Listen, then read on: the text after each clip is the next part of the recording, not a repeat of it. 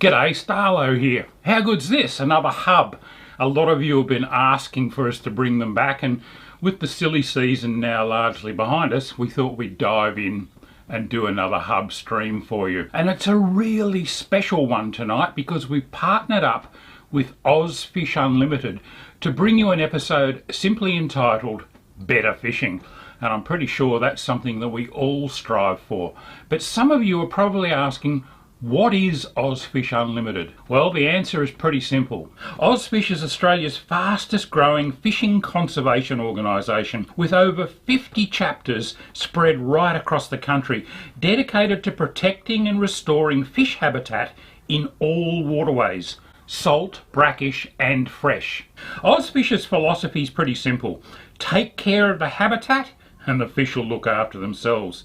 They've got a bunch of ambitious habitat programs running right now, including the amazing Seeds for Snapper project in Western Australia and South Australia. This is the largest community-driven marine habitat restoration effort in the country, aimed at collecting seagrass seeds and replanting them in strategic locations. This year alone, Ozfish volunteers have collected over 1.4 million seagrass seeds and replanted them. The expanded seagrass beds produced by these efforts will equate to lots more snapper and other species well into the future.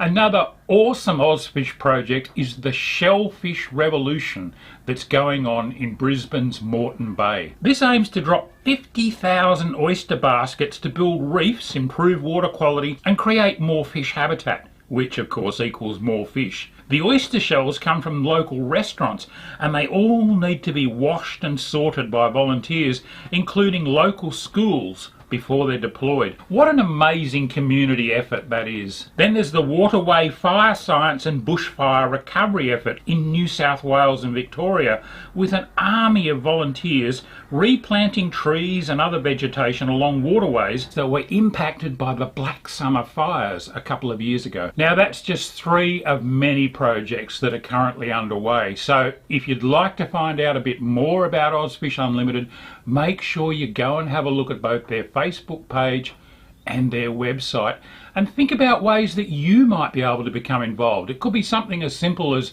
rounding up your next purchase at a participating BCF store to donate towards Ozfish, or you could join up as a paying member, or you could even become involved hands-on yourself in some of those great projects. It's a wonderful way to help habitat and create more fish. But you know, the concept of fishing sustainably so that future generations can keep catching fish is nothing particularly new, and one of the people who pioneered it was our very own Rex Hunt. And right now we're going to go back and look at one from the archives, a TV segment from the Rex Hunt Fishing Adventure days when Rex was promoting the idea of kissing them and letting them go. And really that was the first time that a whole generation of Australians had become involved in letting a few of the fish that they could have kept go. And that's really caught on, and we're going to talk about that quite a bit tonight. But just before we go to the Rex Hunt show, I want to tell you that we've got a great competition on tonight. We've got a $100 gift voucher at BCF boating, camping, fishing stores all around Australia. You can spend it at any one of those stores if you happen to win it. And we've got 10 consolation prizes of Ozfish Unlimited hats and buffs to give away. But the answer to the question that I'll be asking right at the end of the show is contained in one of the segments, so you'll need to watch fairly closely. It might even be this one with Rex. Okay, over to you, Rexy. G'day folks, thanks for joining us again. Welcome to the Northern Territory of Australia, in magnificent Kakadu.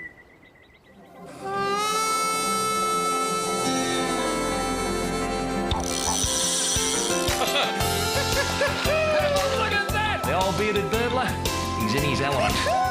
Threw it into his mouth. Unbelievable, mate. It's just like nature. It's what we're all about. I tell you what, This is just fantastic. Wagons, ho! Oh, thank your mother for the rabbits. Just when they think it's safe to come out. Unbelievable! Bang! I guess in the end, that's probably why we all go fishing.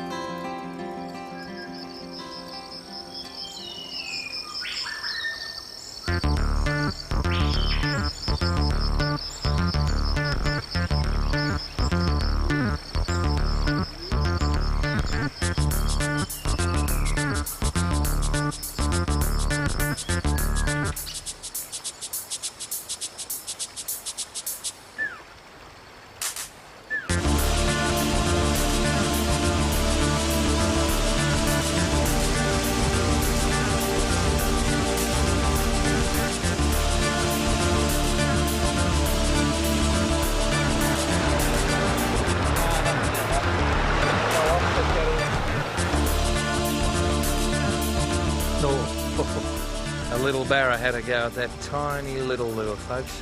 We'll get him later on in the show, I hope. Welcome to magnificent Kakadu, and I'm here with Darwin Recreational Fisheries Officer Phil Hall. And this is part of the East Alligator system. And Phil, quite amazingly, they call this the rock pool. It's one of the prettiest places you're likely to see, Rex. My missus said to me on the phone last night to bring her up here again. Now, that is a very, very good indication that this is a nice place. We're here to have a look at the scenery, and I'm sure the folks at home are going to have a good time. But we're also here to do a little bit of piscatorial hunting, in brackets fishing. You bet. I think we might go and have a look at some logs down the bottom end of the rock hole there. They normally produce a few fish, and then we can head down into the tidal reaches where we'll be fishing mainly on the colour changes with the runoffs where the floodplains, water off the floodplains enters the main stream. Sounds all right to me. So we're actually going south in the East Alligator. That's right, yeah. Well, Horace Greeley went west, young man.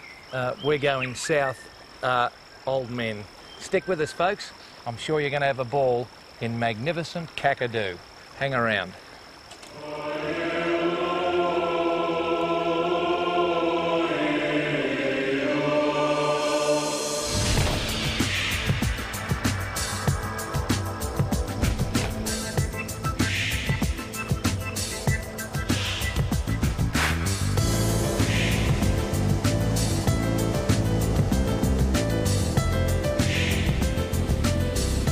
Kakadu is Australia's largest national park. It covers approximately 20,000 square kilometres and is a World Heritage listed area for both its cultural and natural heritage. The park protects one of the finest and most extensive rock art collections in the world, along with an amazing array of plant and wildlife. Kakadu is renowned for its natural beauty and magnificent wetlands, and the East Alligator River is no exception. It forms the border between Kakadu National Park and Arnhem Land. The best fishing on the river occurs after the wet season, when the roads become accessible.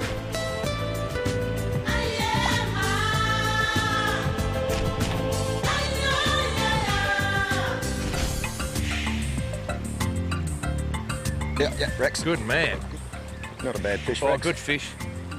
60 centimetres. Oh, look at the shark after him there, Rex. Oh, shark in Yeah. there. Get away from him. Yeah. Well, didn't he snaffle that? Yeah, he's about 65 centimetres, I reckon, Rex. Very, very nice fish. Wow. There he is, mate. What a beautiful fish. Oh, there's nothing wrong with him, mate. Look at that, folks. Good on you, mate. Have a look at him. Tell you, he's in pretty fair nick, isn't he? He's got him all that one prong right on the end of the snout. Yeah, look at that. Do the honours, mate. Yeah. There we go. Gonna hurt you at all, mate. Just want to get that out of you. Oh, what a lovely fish. A bit thicker through the body. He's been feeding well, I'd say, that boy. Yeah, he has, hasn't he? Yeah. I give him a little bit of a peck. You can pop him back there, mate. No worries. Very nicely done. Early in the morning on the floodplain. Early on the morning in the floodplain. Just on the turn of the tide. The magpie geese, the goannas. I think all nature's on my side. That's a beauty, Rex. Mind if I don't harmonise, though? You're very sincere, Phil. I know. You don't like me singing, do you? Well, mate, I'll refrain from commenting there. Let's just go fishing. Thank you very much.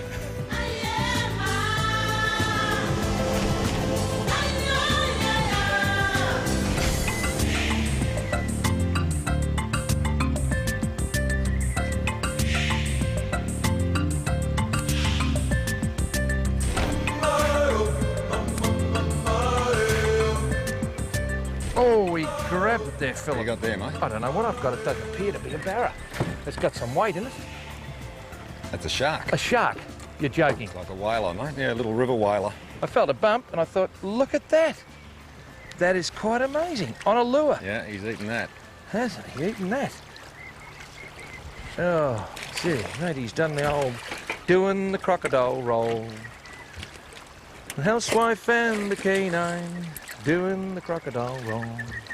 So you call that a river whaler? Did Yes, you? mate, yeah. Round the back of the head's the best Yeah, I shot. think it's. I think that's what I'm going to do, Phil. You grip on him. I'll get my hand out of there for a minute. Yeah. Don't do this, kids. They're dangerous little critters. These. Don't do it. Don't handle sharks. Dad, he can handle them. He can afford to lose his fingers. So you need your fingers for counting, kids. I mean, look at that. Gee whiz. I thought it might be a barramundi. It's certainly not a barramundi. It's a whaler shark. Gee whiz, you just don't know what's below the surface, do you? Well, he's done a good job on that lure. If only we could talk shark. There you go, look at that. Oh, yes, mate. Look, I wouldn't hurt you. Pardon me. What have you been on the pickled onions? This bloke has every right to live his life. He's part of the environment. I tell you what, we might just put you down there, mate. Give you a little bit of a swim. Where are you going? Under the boat? Too right he is. Go on, under you go. And he's gone. Well, a shark on a lure. How about that?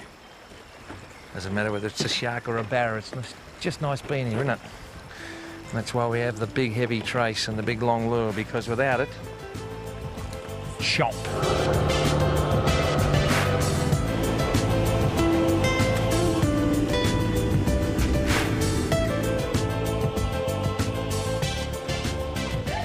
The East Alligator, Phillip, a pretty serious waterway.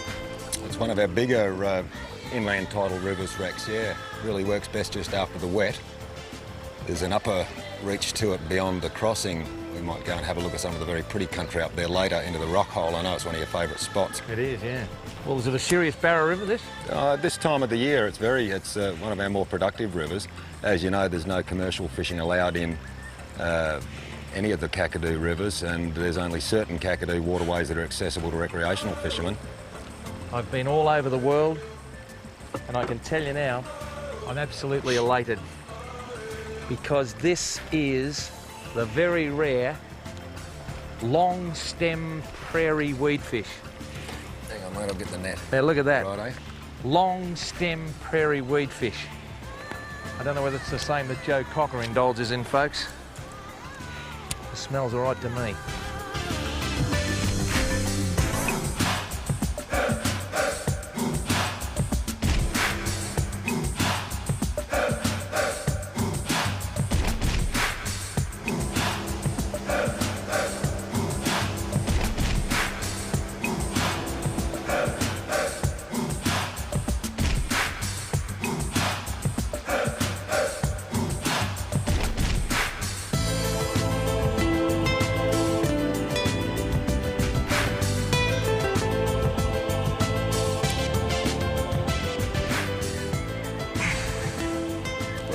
Rex, right up near the boat there, look. Well done, Phil. It's a nice fish. Get out of there. There's only a rat. Yeah, didn't he grab it? Beautiful. Just about under the boat again, Rex. Yeah, look at that. He's not going to get off, is he? Nah. Very nicely done, Philip. Well, have a look at that. There's a perfect example of what we're talking about here. We'll lay him upside down and see if he'll sit there, just like Jimmy Allen does with the trout. And just get the hook out of him there. It's a barramundi, Phil, probably not even a year old. It'd be about a year old, Rex, yeah. Yeah.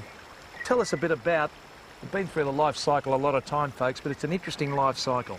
Yeah, you hear people say, you know, the importance of a big wet season, a good wet season. If we have poor rains, what happens is that the little fish like this, which are spawned near the mouths of rivers, can't make it up into these crucial wetland habitats where they're really barramundi nurseries, Rex. Yeah. If the rain doesn't come heavy enough so that the inland billabongs link up, enabling passage through to them, the fish just are confined to a marine environment where predation is a major negative impact on them. Certainly is. I'll just pop him back and let him swim again another day. Off you go, mate. Look at that. A lot of those little fish around. Yeah, there are. And that's what we've got at the moment, folks. A lot of little fish. I'm going to put a bit more sunscreen on, keep the water level up, keep the liquids going. And somewhere, sometime today, it'll happen. But barramundi fishing just ain't going out and hitting the jackpot. Some people do. They say it's easy. Well, it might be easy, but it's also very, very satisfying to be able to come here when the fish are off the bite and then show you people what persistence will do. The little barra, right from day one, they're predators. Let's hope Grandma and Grandpa aren't too far away.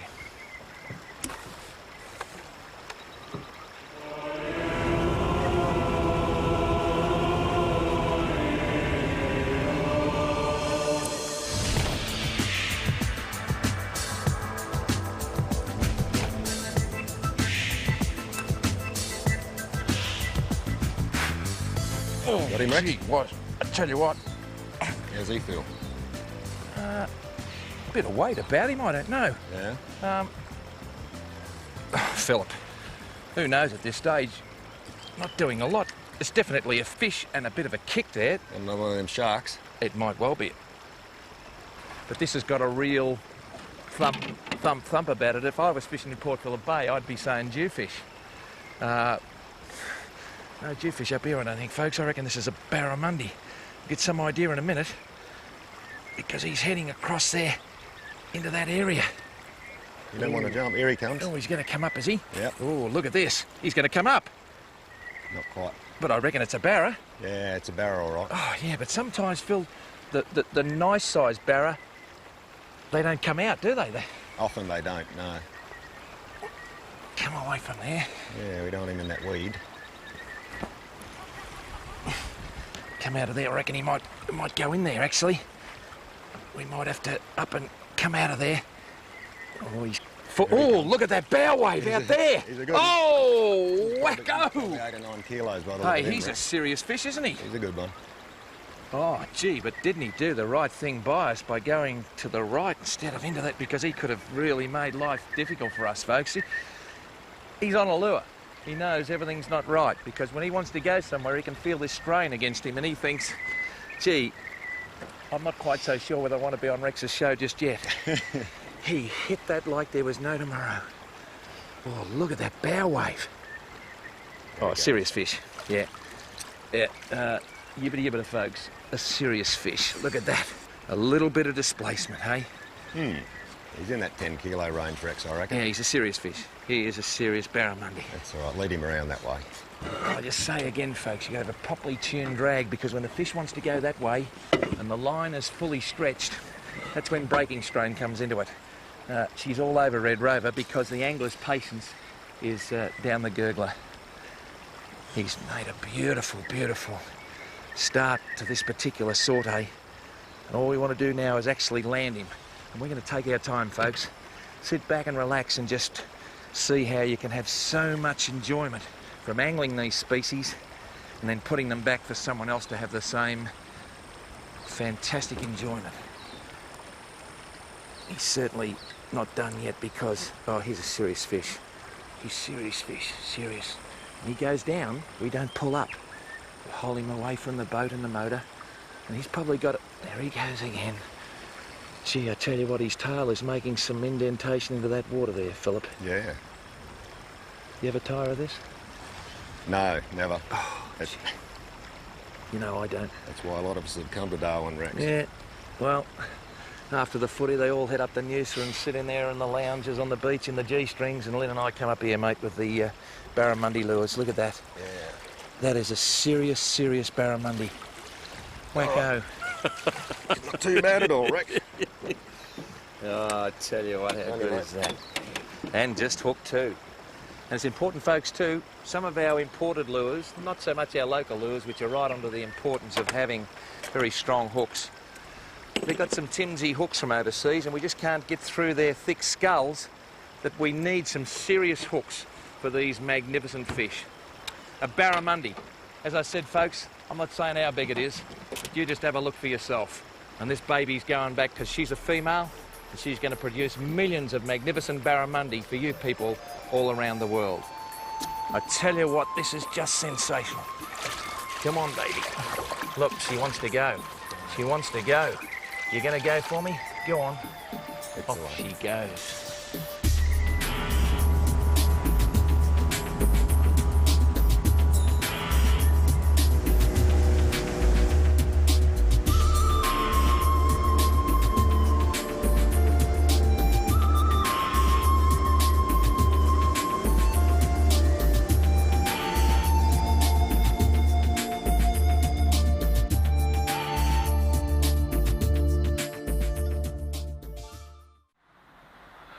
I loved re-watching that classic old segment of Rex and Phil Hall catching fish up in the Northern Territory.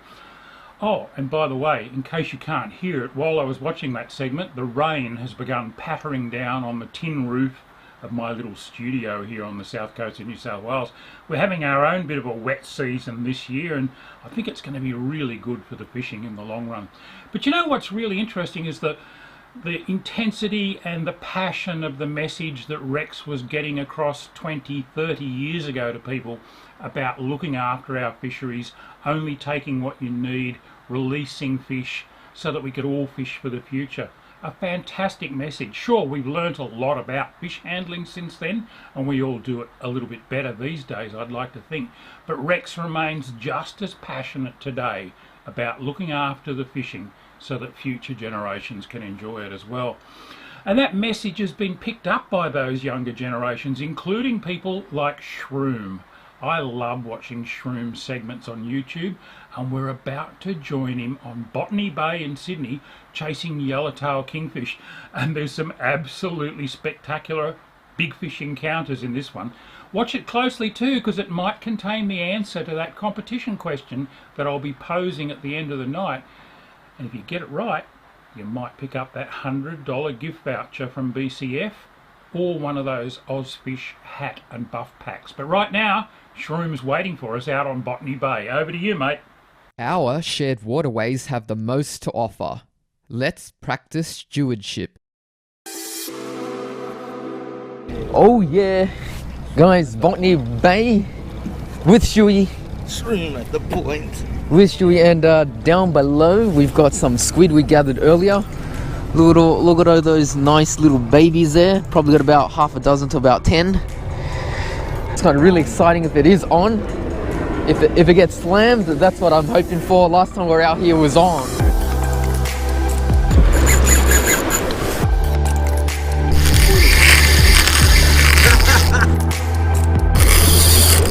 Yeah, wow.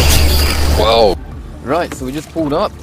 These are the liveys. Just gonna transfer them to the water. There we go. Now stay healthy, babies. I'm gonna get a squid out for Stu. I've got to get my rod out, but let's grab one of these. One of these squid there, guys. He's already rigged up. He's got a big single. Just over there through the back of the hood. That's how I'm gonna do it too. So where's my rod? Let's go grab it. Grab it here. There we go. Catalina today, Saltiga. Because I got smoked last time on the 4000, so we're going a bit bigger, heavier gear. And now for my squid. Let's go reel this guy in. There we go. Look at the colours on this guy. Let's put him through the tail through the back of the mantle. Let's make sure that goes all the way through and it holds. There we go. Jeez, what's going on? There we go. That's it. That's the one. Live colour. Swing nicely. Yeah, there we go. Now time to drop him down with some 95 gram lead. There we go. We're on the bottom. Let's wind. There we go. Keep it off the bottom. Now we wait. That's the one.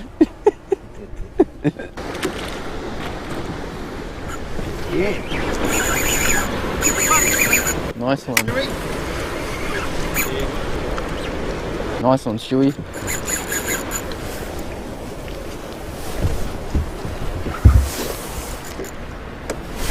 I'm on to. Yep. Stewie's on, guys, and I just got hooked up trying to film.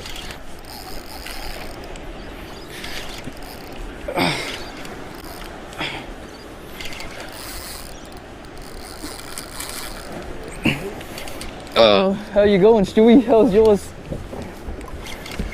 How's yours going?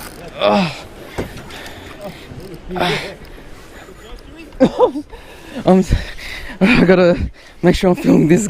We got a king for sure. Oh, look at that, it's going real hard. We got 50 pound on today. We got the 50. There he is. Jeez, my handle's just come a bit loose. There he is. Get a wrap on the handle. Yes. Woo. Oh, Stewie. Yeah, boy. Yeah. Fist bump. Fist bump. Yeah, boy. Yeah. Woo. Oh, Stewie, that was first two baits down. And yeah, couldn't have asked for more. Straight into the bucket. That's a pretty big one. Well over legal. Yeah. Oh. Here's the other half of the fight, guys. Yeah, it's a nice I gotta size say, I'm fish, really happy with this one. Very, very nice. Yeah. Right after this, we had a bit of a brim bite come through. Mate across from us hooked onto a really nice brim. But in no time, the kingfish were back. Stewie was first up, pulling the hook on a good fish right at the boat. Next, I put a live squid down once again. And then, this happened.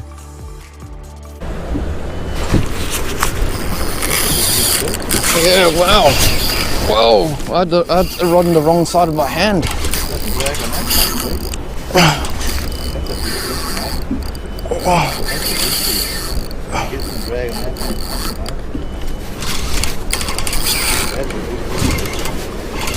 I hope so, I don't know.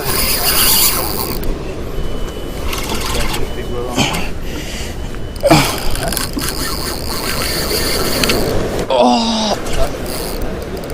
I was around the reef. Oh, I think he got me around the reef. I felt it wrap up.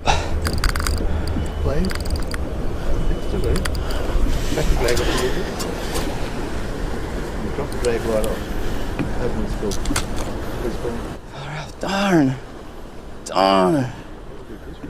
Yeah. Oh, freeze. Oh my gosh. Oh no. Wow. That was a big fish. Incredible. That was a big hit. That was a big fish. See if he comes out. I don't think he's going to come out, but that might just be reef now. If he's still locked in there, he might untangle himself. That was a good fish. Yep, he's back. Oh no. Oh, I thought he was just out. Lost everything. Wow, that's the way it goes. Yeah. That's the way it goes. Too good, that fish. Now he's getting the live squid back out. Let's get Stewie one first while I get set up. Here you go, Stewie. Thank you very much. Yeah. It's a squid. Hopefully that converts into a king. Yeah. Will be nice. Look at that. Right Oh, to it the just top. changed Yeah, colour. Perfect. That's the way. I'm gonna drop it down now. There he goes. And there he goes, right down. Always a chance. Yeah, always a chance, huh? Oh yeah.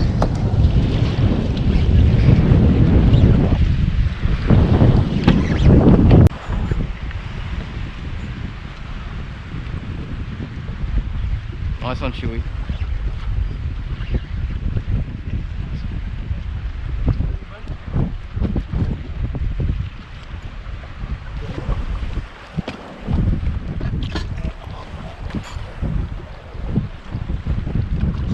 That's a good one.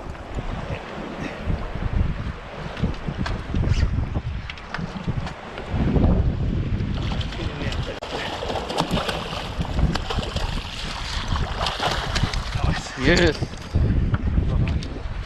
What a battle. Good stuff, Stewie. Yeah. Yeah, boy. Right. Yeah. We still got 2 strips. Maybe we can make it happen. Maybe. By this stage, we were seriously running out of bait. His yakka is about to be hit by a king. Get ready. Wow. Oh! Straight away. Huh? Straight away. I thought he had it. Straight away. There's not many yakas left. Yeah. Oh, here we go. Here we go. Gotta get him off the bottom. I near the bottom.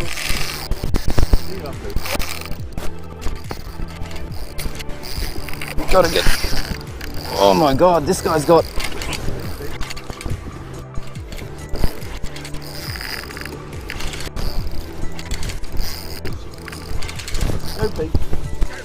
Yeah! Gotta put some grunt in there.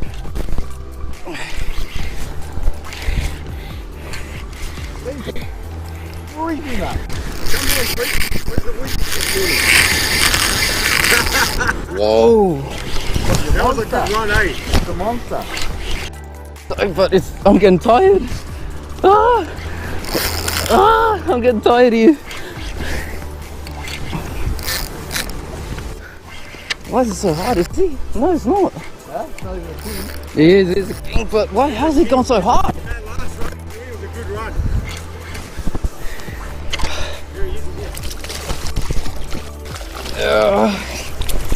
It's a nice one. Okay, yeah.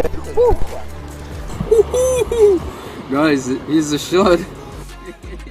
And that's how we can fish sustainably, so aim to be a steward of your waterway today.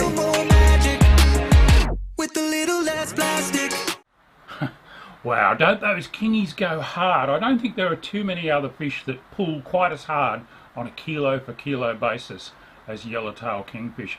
But some great messages in there as well about fish handling and looking after your catch. We're going to go from big strong fish to a little interesting fish now, because we're going to join Robbie Alexander on one of his little creeks down in northern Victoria, and he's chasing a fish that I find absolutely fascinating. I've got to admit, I've actually never caught one, and I would love to, and that's a freshwater blackfish, also known as a slippery. Now Robbie is targeting them with circle hooks so that he doesn't hook them too deeply. This is a really interesting segment. Oh, and it might also contain the answer to the question that you'll need to know to win our prizes at the end of the night, so watch carefully. Blackfish are a small native fish that live in these mountain streams, and they're sometimes called greasies because they're really greasy and slippery to hold. They're mostly nocturnal. They will feed during the day, but they feed best on sunrise and sunset and throughout the night. They're also a fish that there's a lot that is still unknown about them. There's been a lot of research going into trout cod and Macquarie perch and Murray cod and the larger freshwater species, but the blackfish, there's still quite a lot to discover about them. For example, why do the blackfish here on the northern side of the Great Dividing Range grow to around 30 or 35 centimetres maximum, whereas the same genus and species of fish on the southern side of the Great Dividing Range, they grow to 4 or 5 pound. Why is that so? I don't know. That's why I said there's still a lot of research that has to be done. But one thing I do know about the blackfish, even though they're small, they're a lot of fun to catch on twilight or on sunset in these small streams. Now, where I am tonight, up here, I fished in this spot before for blackfish and I've done quite well. The water's quite off colour thanks to recent rain, which means that I could pick up a trout as a bycatch. I'm using a small circle hook and a tiny little sinker the size of a pea rigged on a paternoster rig. But blackfish are notorious for swallowing the hooks and getting hooked quite deep, and I'm hoping that the circle hooks might prevent that. So folks, tonight I'm going blackfishing with circle hooks. Now I'm going to go and get some Aerogard and spray myself, get a worm on the hook and get my line in. Now hopefully I didn't get too much Aerogard on my hands, but I just went and rubbed a heap of dry dirt and dust on them and rubbed them through the grass to try and mask the Aerogard smell. Anyway, I've been getting some advice on circle hooks from the guys at hardcorecirclehookusers.com, and they've told me that the biggest mistake people make is not leaving the hook, the tip exposed. I need to leave the tip exposed, so I'm going to put this worm on here, but I've got to remember to leave the tip exposed. I might just leave it like that and just see what happens. I'll just go with one worm and see how that goes. I'll put a second one on, why not? I've got the big fat juicy Jan Juck worms on here.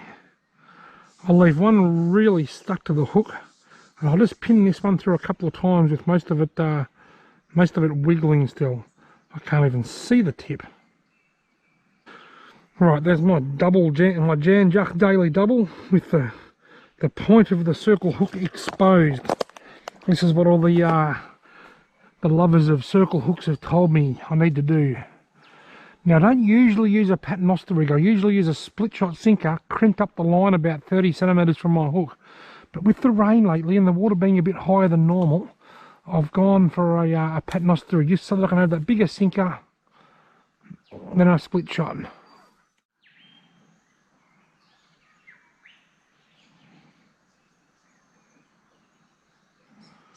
He's playing with it there now. Got him. Here we go. There's my first blackfish for the night. It's not even dark yet. The sun's still out on the treetops. And he is lip hooked thanks to the circle hook. That makes me happy. I'm going to get a photo of my little blackie and then I'll put him back. I don't know how that photo came out, but there's my little blackfish. See you later, mate. I'm on the board and the sun's still out on the treetops. That's a great sign. Right, now I've just put a fresh worm on. I'm going to put that back out where it was. Oops, wasn't that far over, Robert. It was about the middle. That'll do. And I'm going to check out that photo I just took and see whether it's any good.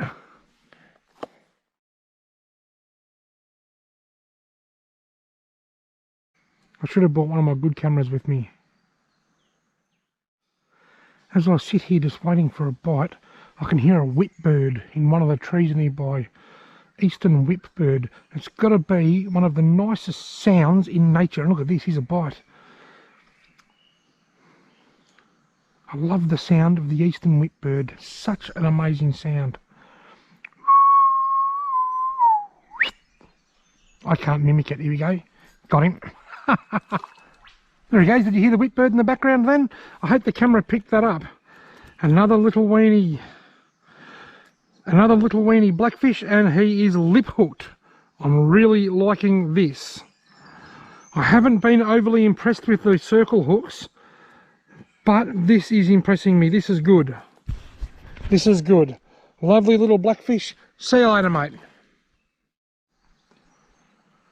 I want to leave my camera filming for a couple of minutes to see if I can capture those whipbird sounds. Didn't take long.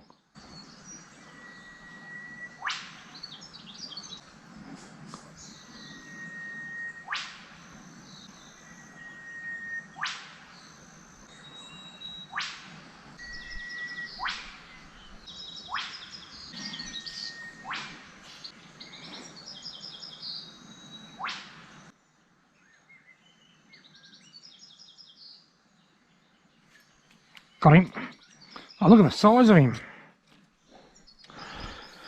Wow, that is so small. And even a blackfish that small, I've got a bit of a tangle going on here. Even a blackfish that tiny can be hooked on a circle hook. That's really cool to know.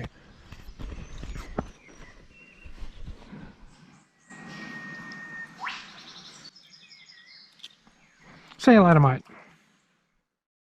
Something just swimming around with this here. I'm going to catch this fish, I reckon. Got him. He's a bit bigger, this one. Quite a bit bigger.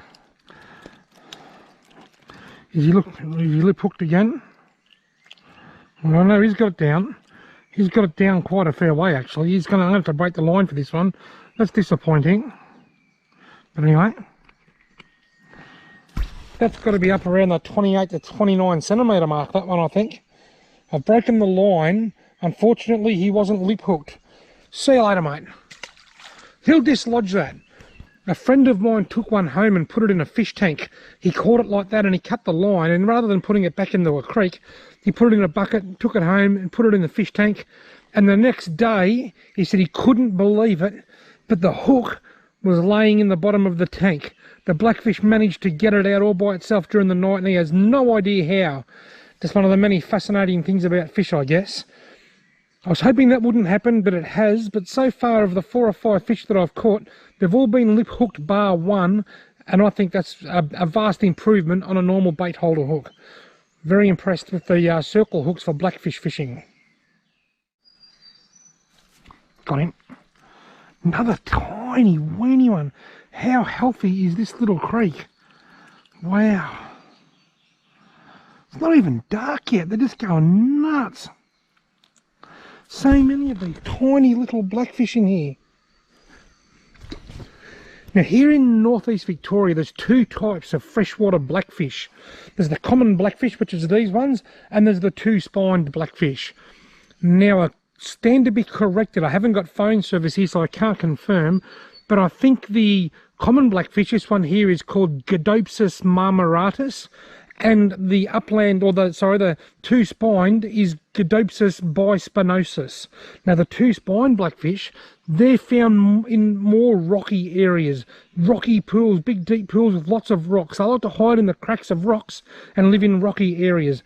These guys, the common blackfish, they're found more in snaggy areas, usually in the slower reaches of these upland streams, downstream a little bit. Usually you get the, in say a creek like this, you get the two-spined blackfish up that way further, upstream further where it's rockier and faster flowing, and you'll get the common blackfish down here in the deeper pools where there's a lot more snags, not so many rocks. They both grow to a similar size. They usually max out at around 30 to 35 centimetres. But there are two species here, and this is the one that's much more common, the common, hence the name common blackfish.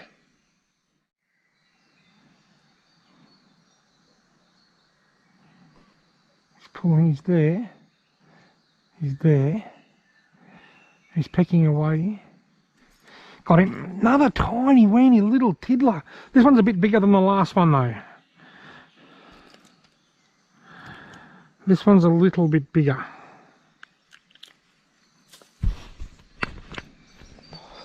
This one's up around the 12 to 13 centimetre mark. See you later, mate. Plump. I've caught 4 on the one worm. It's more of a worm patty now, but I'll leave it in there for a little bit longer and see if I can get 5 on the one worm. There's sort of not much point in putting fresh worms on if the worm you've got on is still working. Here we go. Come on, still going for worm number 5. Got him. Got blackfish number 5 on the same worm. He's a little bit big. He's very fat. Must be plenty of food down there for them. We've had a wet spring and a wet start to summer, and I just wonder whether that's what's maybe it's washed lots of worms and stuff in for them, and who knows. See you later, mate. Right, have I got enough worm on? Have I got enough worm on my hook to try and catch number 6? It's dwindling, but I'm going to give it a crack. Like I said, I haven't caught these fish on Janjuk worms. I've caught them on Janjuk worm. I love this. I'm having so much fun. I'd like to see a few larger ones. I got that one bigger one earlier. That was a nice fish. Got him. He's probably 13 or 14 centimetres. He's not as small as some of the tiddlers, but look at it, he got off.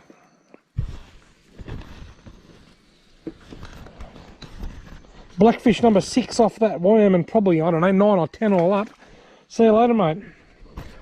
I reckon I might put on a fresh worm. See if I can get another half a dozen. Platypus. Did you see it go down there?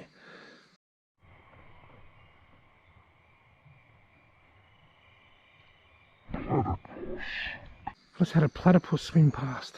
That's really cool. Blackfish fishing. Oh, I love it. Some people might not like it. It's not the sort of fishing you would choose if you love the sound of a squealing drag, because they're all small. On the southern side of the Great Dividing Range, they're bigger. They grow to 4 or 5 pound. But here in northern or northeast Victoria, a big blackfish is anything over 30 centimetres.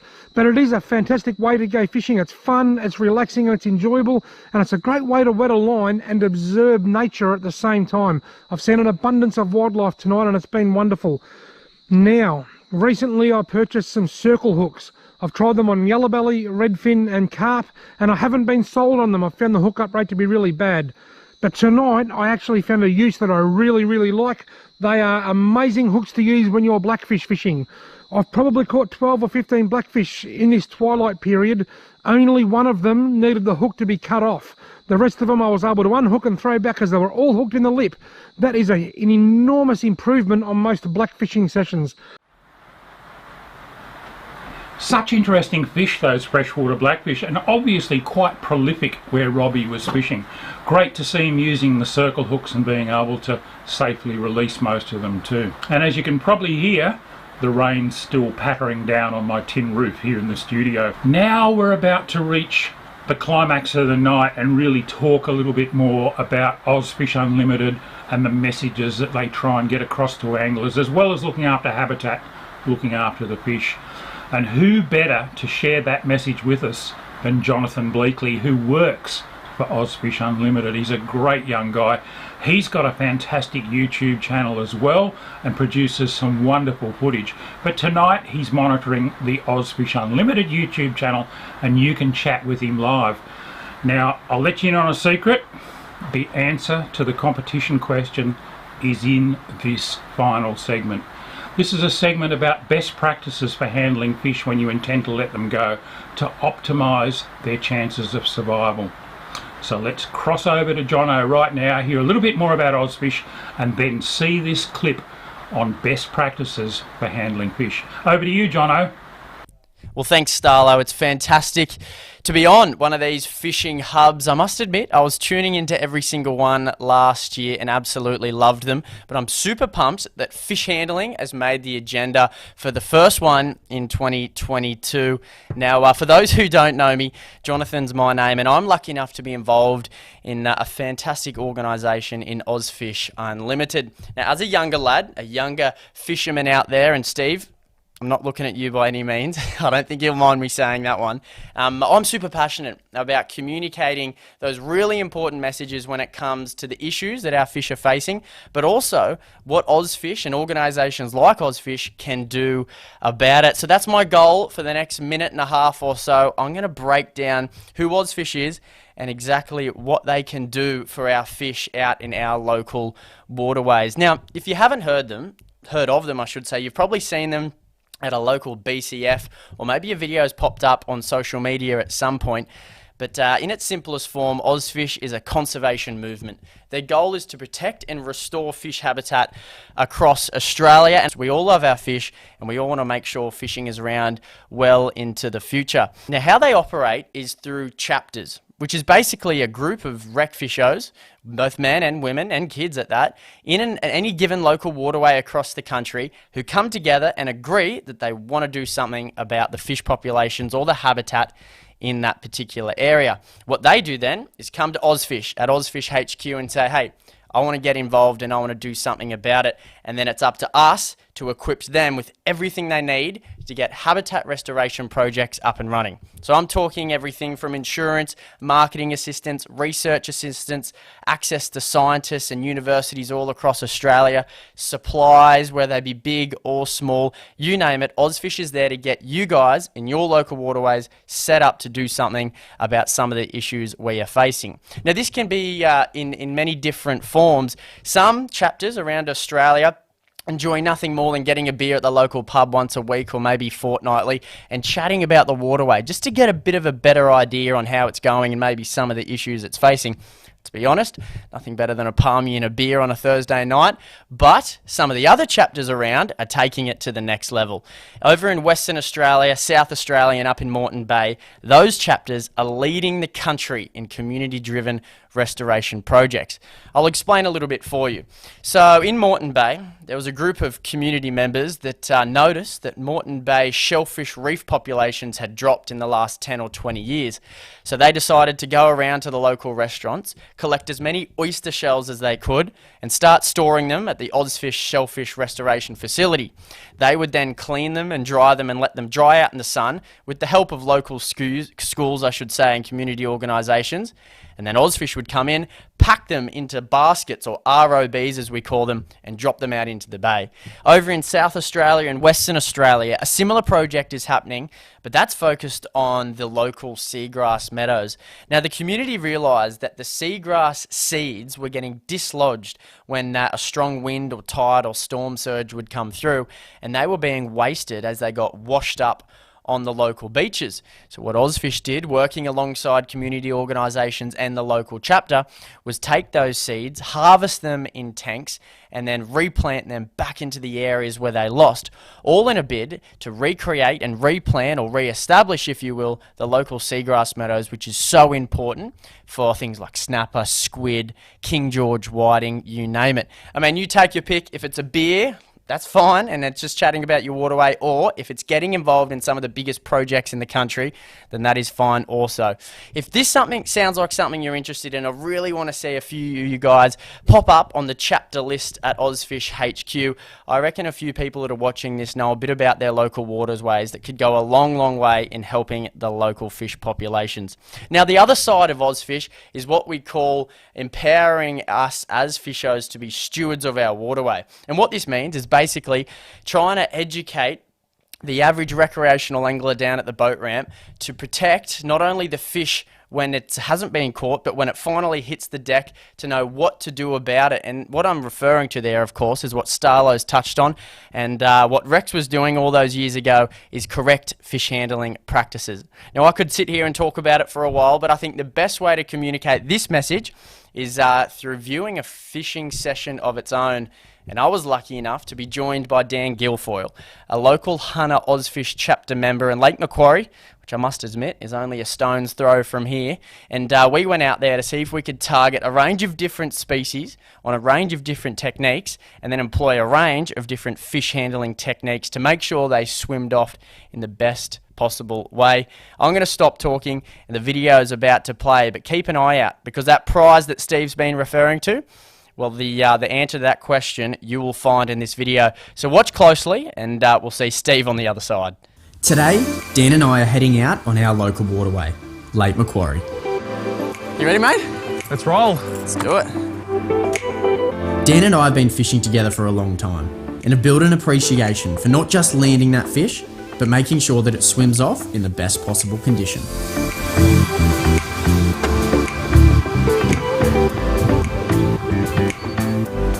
What a sunrise. What are you throwing? Vibe? Yeah, a little 70mm vibe, mate. I might join you. Today, the plan is simple: to head out and see if we can catch a few different species on a range of different techniques. For us, fishing is a sport. We spend the night before planning on where we'll go, focus our attention during the day on where the fish are sitting, and then work in overdrive to make sure anything we catch is released back into the water. So yeah, I started catch and release fishing simply because I don't like to eat seafood, but as I got a bit older, I started to realise that if I want to keep catching these fish in the future, I've got to look after them, handle them correctly, and put them back. This type of fishing may be hard for some to get their head around, but once you pick it up, my God, it's fun.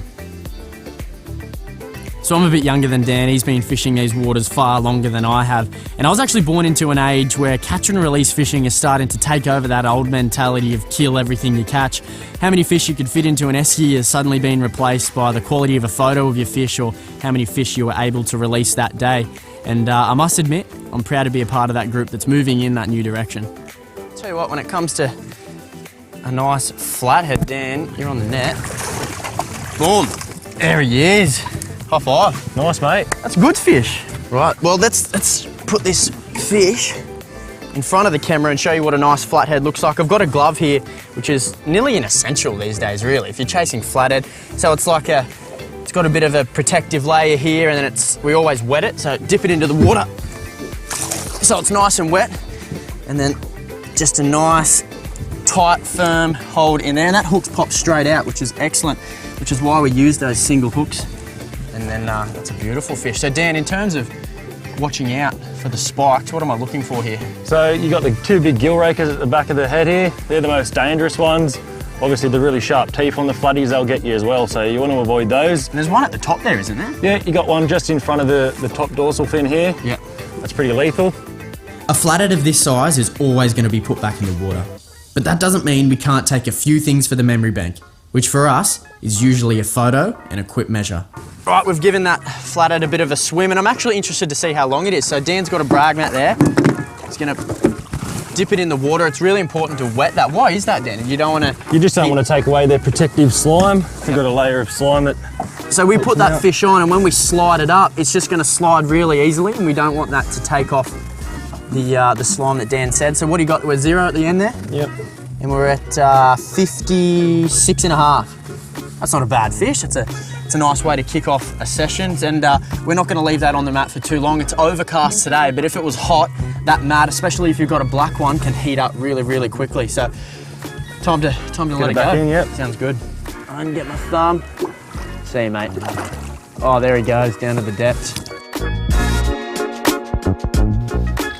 So I'm a part of a flathead tagging program out here on the lake. It consists of 10 other anglers, and we've been doing it for 4 years now. Tagged over 650 dusky flathead over that 70 centimetre mark. One of the fish in particular I tagged has been recaptured 3 times again by myself and a 4th time by another angler. So it just goes to show that they are really resilient. If you look after them and handle them correctly, put them back in the water, they'll be out there for someone else to enjoy another time.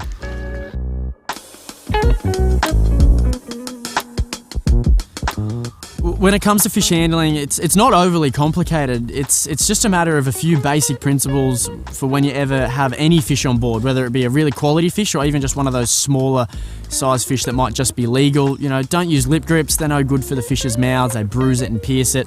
You know, wet your brag mats, your gloves and your rags. You don't want to take off any of that protective slime, and try use those nets, those rubber nets that have quite big holes in them, not only for your convenience when getting trebles out, but also so they don't rub up against the fish and damage whether it be their eye or their skin. So you take those 3 principles in any fishing scenario and you're doing the fish a favour.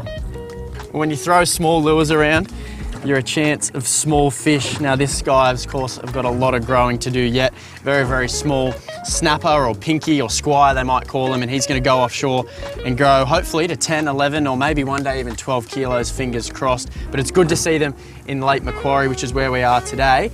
And I'm actually going to, oh, hang on, what's this? These are these parasites the fish get in here, and it's really important to make sure you take these off. They leave the fish with big sores. All right. So make sure you take them off and kill them. So it grows on the fish, and it's left like a little bit of a mark there. Yeah, you can see it already leaving a sore now. They'll attach themselves to these fish, and they just give them grief. Assessing the quality of a waterway can be difficult. Catching a big fish can be a great indication that the anglers in the past have done their part to release it if it's previously been caught. Catching smaller fish, however, and a range of them, can be a great indication that there is sufficient habitat around to support those numbers. Today, we were lucky enough to see the best of both worlds, which a range of smaller species in the morning, and then this in the afternoon. Got him on, Dan? Yeah. Got a nice fish here. There he goes. Right. I'm going to go get the net because you're going that way.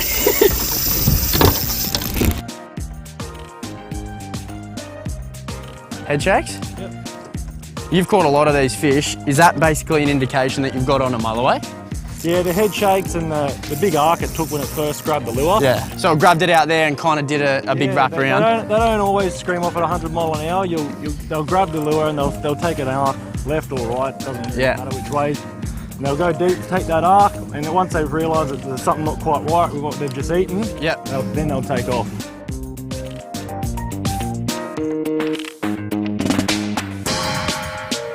I'm going to get the net ready. I've got the gloves, the pliers and a rag there ready to go for when it hits the deck. And I'm going to leave Dan to do what he does best.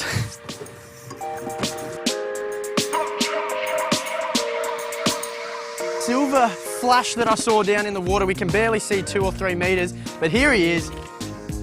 Lake Macquarie, Dan Guilford, come to me. Oh, yes. Put it there. How you feel? Pretty good, mate. That's what we're after. My goodness, that is a cracking Lake Macquarie mulloway. Jewfish as they were commonly caught. And have a look at how easy that slides straight out of this net. That's why we use these ones. How good is that? Wait, Dan, let's get it up and have a look at it. No worries.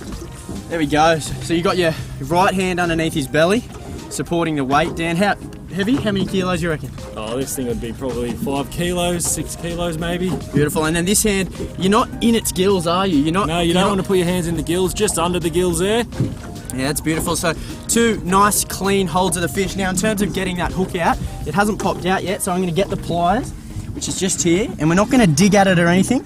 It might even pull out just ever so gently. There we go. Look at that, he's just sitting on it. So barely any pulling or yanking at that lure, which is so important when you get a mulloway like this.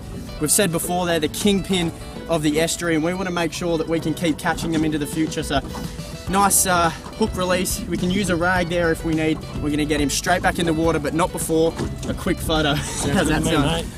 Whilst Dan and I have been lucky enough to catch lots of fish over the years, anytime you can catch one in the middle of the day on a lure is a reason to celebrate.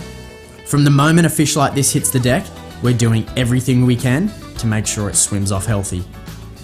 A couple photos, a measure, and a tag if you wish is about all a fish like this can handle before it needs another swim.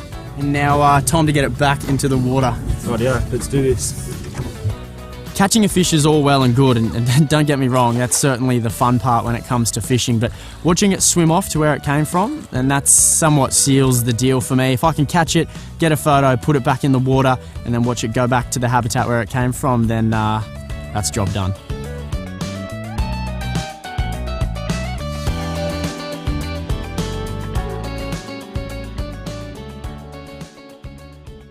Good stuff, and some great messages in that segment from Dan and Jono.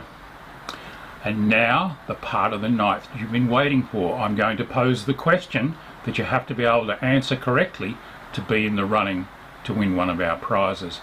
And that question is, what was the length of the dusky flathead that Dan and Jono opened their account with on Lake Macquarie? How long was that fish? You need to type the answer into the chat now, and I can see some coming in already. Alright, however many correct ones we get across the 5 channels that you're watching this on, we'll put them all together, and Jono will put them all in a hat tomorrow and pull one out, and on the Ozfish Unlimited Facebook page, he'll announce the winners. He might even make a little video of drawing them out just to make it exciting. So, how long was that flathead that they caught to kick off their great session on Lake Macquarie? And you only got until the end of the stream in a few seconds to get your answer in there, so don't muck around. Look, it's been fantastic to have you all on board tonight, and it's been especially pleasing to team up with Ozfish Unlimited. I've been an ambassador of theirs for several years now, and I really love the work they do. I love getting out there into the field and seeing what they're doing to help restore fish habitat and produce more fish for people like you and me to catch. Take a couple for a feed by all means, but put back into the water anything you don't need and try and optimize the chances of the survival of those fish that you release. You've had plenty of tips tonight on how to best do that. I'm not sure when we'll do the next hub. We might do one next month, we might wait a month or two. Let us know what you want to see. Do you want to see one every month? Do you want to see them more frequently? We quite enjoy doing them, but there's a fair bit of work in it, as you can imagine. But just let us know what you think about the fishing hub. It's been wonderful to catch up with you all again. It's been too long. I hope you all had a great Christmas and New Year, and I hope you're catching a few fish. You only got a couple of seconds to get your answers in there. How long was that dusky flathead? Oh, they're piling in. And I'm just looking at it on my Starlo Gets Real channel. We've got all the other channels out there as well. You'll know who won by tomorrow. The rain's still pattering down. I'm looking forward to having a fish over the next couple of days. I hope you are as well. Until we catch up next time, this is Starlo wishing you tight lines.